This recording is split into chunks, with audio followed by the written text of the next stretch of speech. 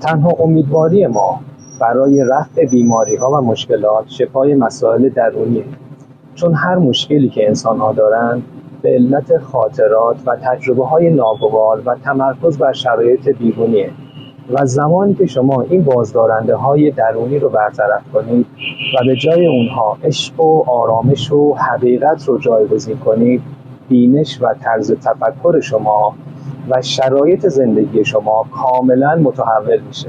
علت عدم موفقیت در امر شفا اینه که به ریشه و علت پرداخته نمیشه.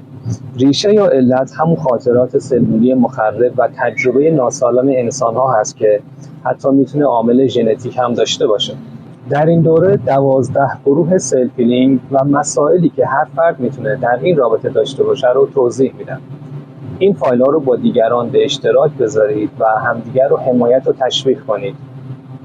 این یک گردهماییه که همه ما با هم در این راه حرکت میکنیم و یک زندگی سرشار از عشق و حقیقت و آرامش رو سپری میکنیم.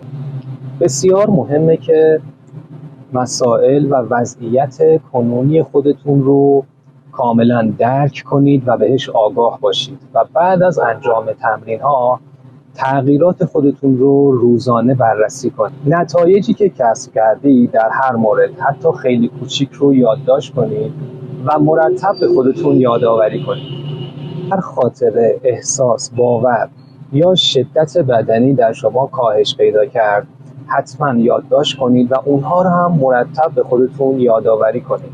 ما تا حالا بذرهای ناسالمی رو در خاک حاصلخیز ذهنتون کاشتید که ثمره اونها منجر به مسائل کنونی شما از هر نوع شده. در این دوره میتونیم با هم این بذرها رو به بذرهای سالم تبدیل کنیم که به شما محصول خیلی خوبی هم بده. کدهای عمومی رو با توجه به مسائل و توضیحات هر گروه میتونید انجام بدید تا شدت مسائلتون پایین بیاد.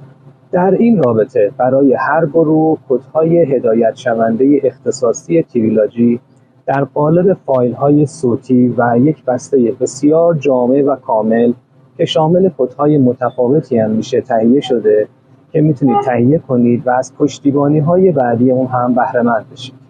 با سلف هیلینگ سلامتی، آرامش و موفقیت را تجربه کنید.